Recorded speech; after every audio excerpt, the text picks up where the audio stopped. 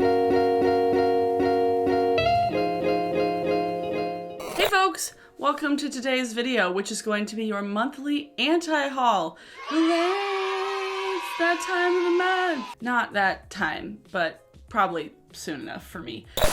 If you're new to my channel, hi, my name is Abby. I make videos, and I've been doing anti-hauls for about 3-ish years now. And it's a series of video actually popularized originally by Kimberly Clark, who is an activist, drag queen, and performer. This series was definitely made popular by her, so credit where credit is due. It is a kind of tongue-in-cheek, hyperbolic way of looking at new releases and products and talking about them in the context of like what I don't want and what I'm not going to buy. And maybe I can help you decide whether or not you want to buy something either. So take my opinion with a grain of salt because it's my opinion. And if you want any of these things, just buy them.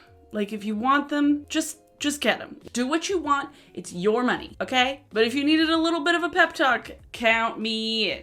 So I have saved some things from Instagram and Sephora. Let's actually start with Sephora because I'll tell you, there's been a handful of products that have come out recently where I'm like, actually, I'm kind of interested in that. Like the new Hindosh palette looks really cool. The FENTY eavesdrops look really awesome. There's just been a lot of new releases where I'm like, okay, like, wow, I'm not annoyed by all of this. But there was one thing I saw on Sephora as I was scrolling through the app, because I still have the app on my phone. Beauty blender. I do have to say, there is some level of like a power move in like not really pivoting and just sticking with your guns and being like, we make sponges. You know, they've stayed in their lane. But I feel like their lane is getting really crowded now. Because they came out with 2 different new sponges. The Beauty Blender Nude, which is just like a light beigey Caucasian nude flesh tone. And then the Beauty Blender Pro. And I was looking through just like the text and all of this. I was trying to just comprehend what a Beauty Blender Pro was because the price is the same as the regular beauty blenders. The blue one and the pink one and all the other colors of the sponges. They're the same price. The only thing that makes this a pro sponge is that it's black. Like, that's it. Like, the only thing they're like, it's a black sponge, which is popular with pros. What? Wait. At first I thought the sponge had charcoal in it and I was about to be like, no. But it's just black, like it's just a black sponge. And then the nude one, all I can think is, like the black one probably makes sense just like for ease of clean, it's not gonna look stained, but like you can tell when it's dirty. Of all the sponge colors, black makes the most sense. To have a sponge shade that is like a Caucasian nude, because that's the only nude one. Like they have a nude sponge, but that's the only one. Which isn't nude for everybody. How would you be able to tell that all of the stains are gone? Like all of the product is out of it. Like if you're my complexion and I was using that sponge, it would be the same color as the sponge. Like how do you know when you've got all, I don't know. I just feel like that it's just a weird choice to have a sponge that's the color of like, I don't know, pantyhose. Am I wrong? Is that weird? And Beauty Blender, not only, as I was scrolling through Beauty Blender's Instagram page, because I didn't see this on Sephora, but sponges aside, they're coming out with a face powder, like a setting powder. And there's, I think, 5 shades of it, which is like pretty good. But one of the selling points of the powder is that there's rose quartz in it. I have rose quartz in here. Like I have rose quartz. I like it. It's pretty. What does rose quartz in a face powder do for your skin? It's a crystal. It's a gemstone.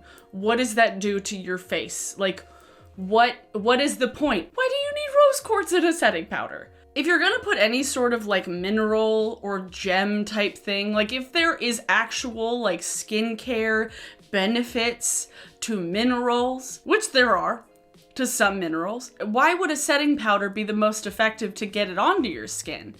I feel like it makes the most sense to put it in like a serum or even a foundation, but not like a setting powder that goes literally on top of all of it.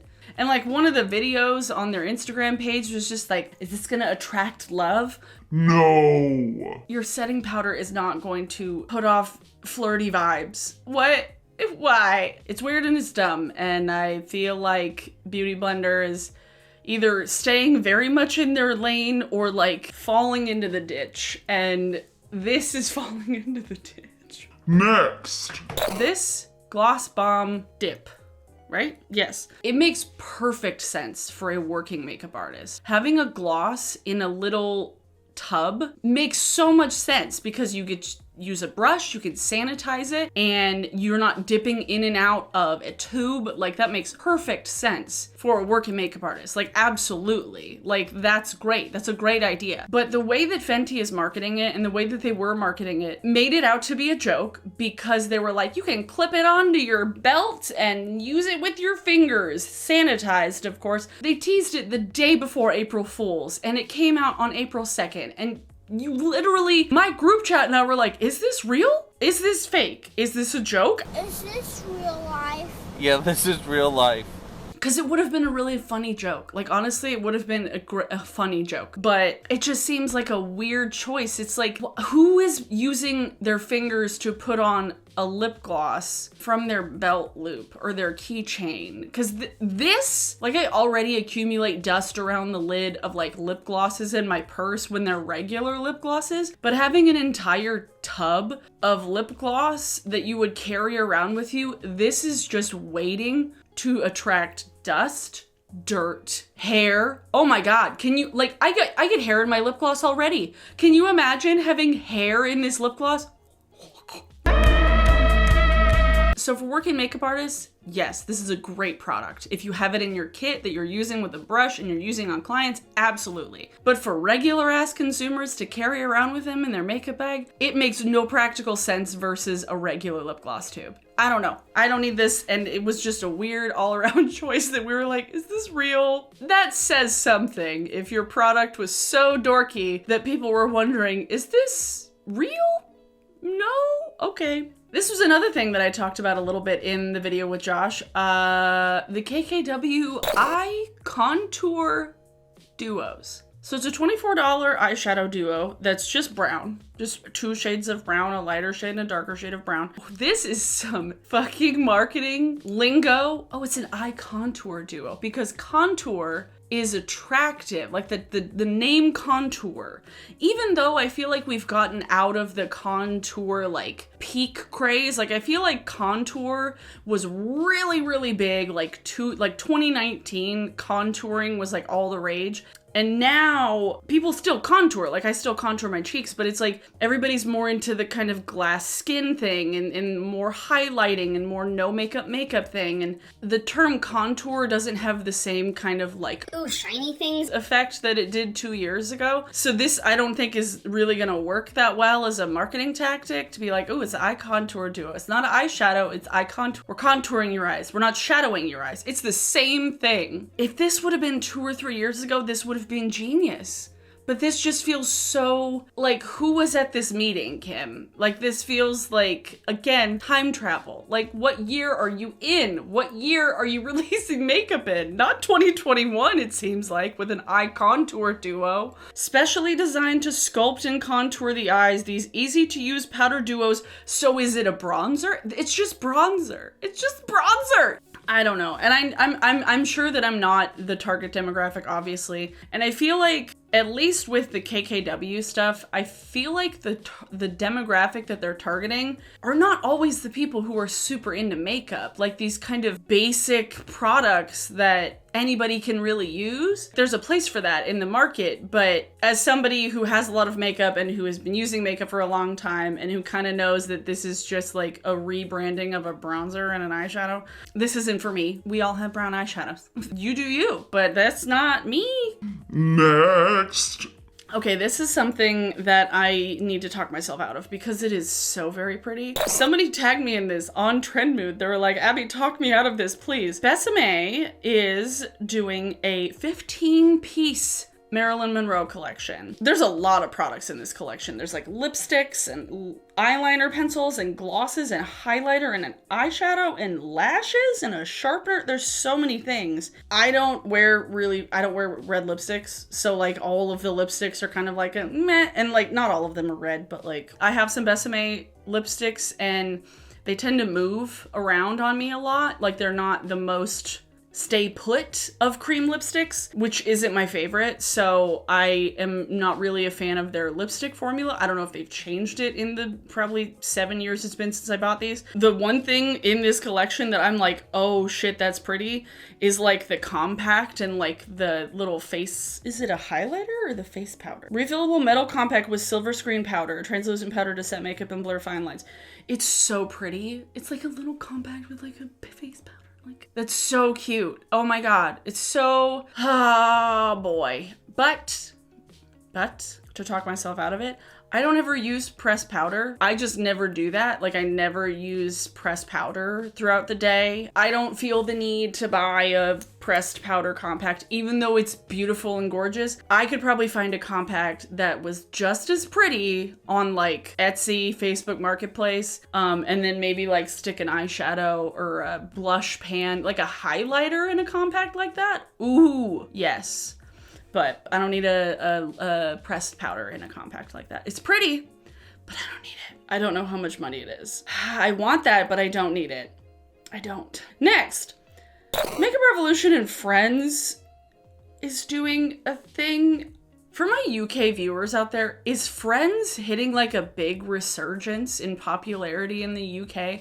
Because I know Makeup Revolution is like originally like a UK based brand and it came over here. But I'm baffled at the fact that they've done 2 Friends collections now and both of them are Ugly? I don't know. I watched Friends a little bit when I was younger. Never really went back and rewatched it. Friends I feel like is overrated and I feel like them doing 2 different Friends collections, like who is that market for? Like who are they targeting here? I don't know. I feel like it's just a weird choice and it's also just not really attractive. Please, folks, do you still watch Friends that much? I was like a kid when Friends first started, so it wasn't necessarily like what I was watching. I was still watching like Nickelodeon and then like That 70s Show, even though in hindsight, like they were smoking weed in every single episode of That 70s Show and I had no idea when I was a kid. Friends was just, I was a little too young to really enjoy Friends that much when it was originally out.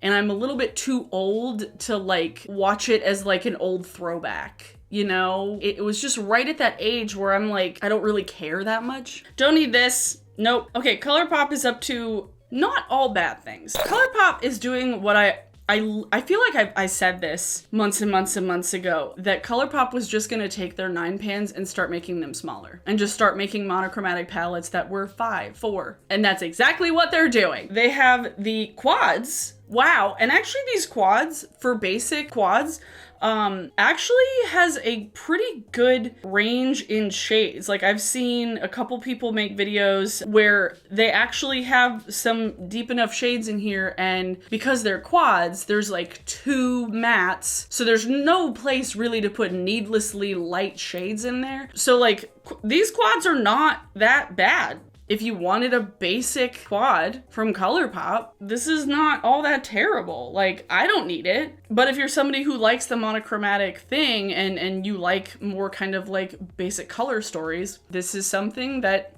they probably needed a long time ago, to be honest. They put out so many fucking 12 eyeshadow palettes that were just boring as hell when they could have just been doing this. It was weird though that they came out with those around the exact same time that they came out with the 5 straight across pans. And these are more just like condensed versions of the 9 pans. I'm all for smaller color stories. I like smaller color stories. 4, 5, 6 eyeshadows tend to be my kind of favorite size eyeshadow palettes.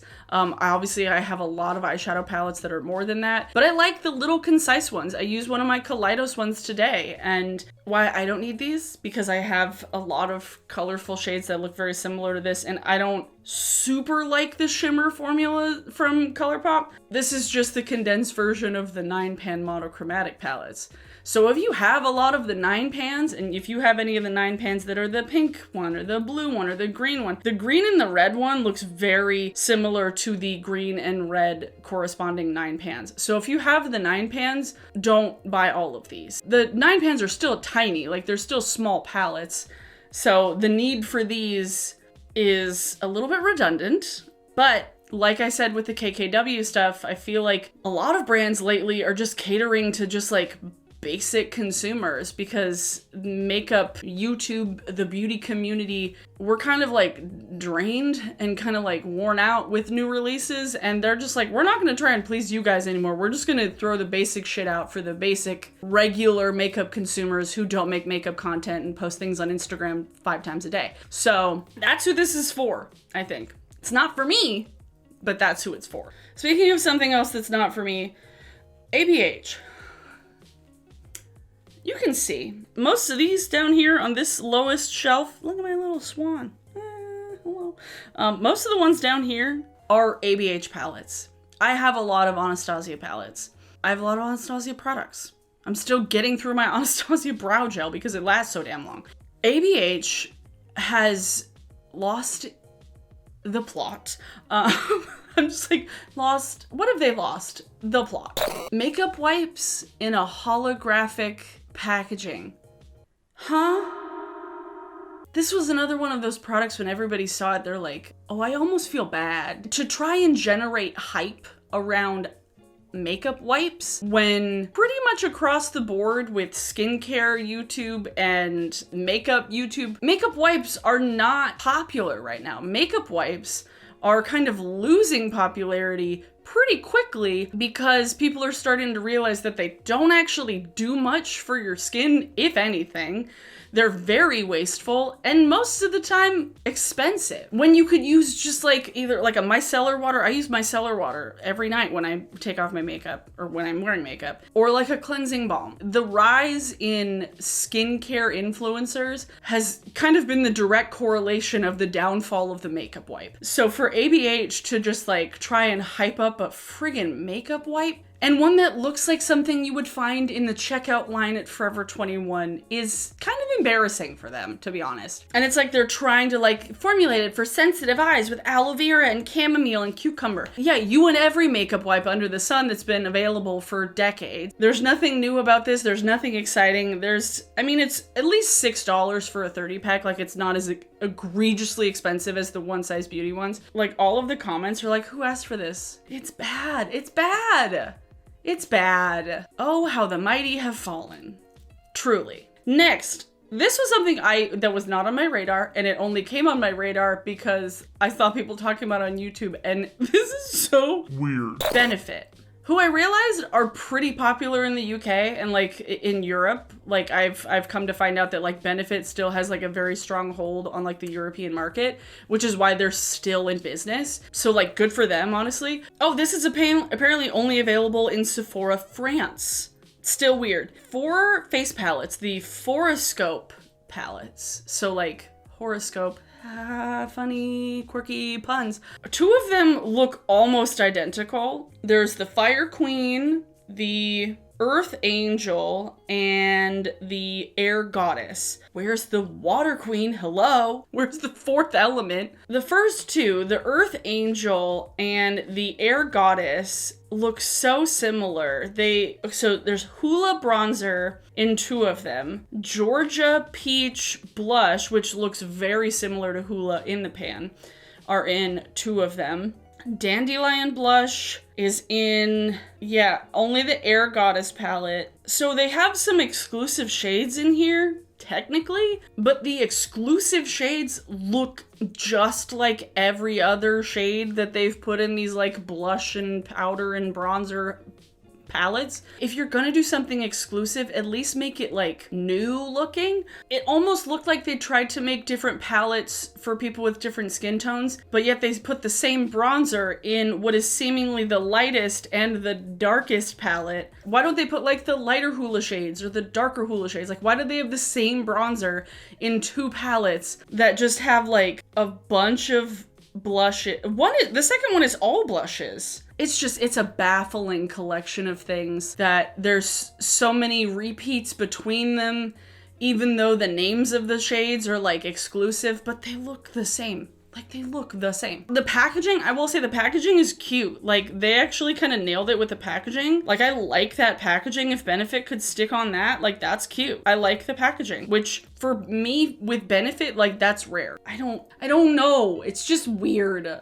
not for me, obviously. Definitely let me know in the comments down below what are some products that you are anti-hauling, stuff that you don't need and you're not gonna buy and you don't want, things that you're definitely not inspired by. Let me know in the comments down below. And I hope this helped anybody if you were trying to talk yourself out of buying any of these things. But like I said, if you really, really want something and if you have the money, you're making a responsible choice with your money, do it, whatever, it's your money. But today's song of the day is, I'm gonna have today's song of the day be Beverly Hills by Weezer, because I saw the cover that the Tramp Stamps did and the cringe was real.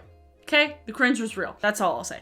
But Beverly Hills by Weezer, which is actually like a song that's like so catchy and dorky that like it's good. Beverly Hills by Weezer is your song of the day because it's a good song. Like, I like it. I like the song. Everything on my face will be linked down below, as well as my earrings. These are from an Etsy shop called Open the Cellar Door. I'm going to try to tell people where my earrings are from in every video now because I always get a question. These are Warby Parker. These are Open the Cellar Door. Yeah, links to all of that will be in the description, as well as links to all my social media, my Instagram, my Twitter, and my Twitch.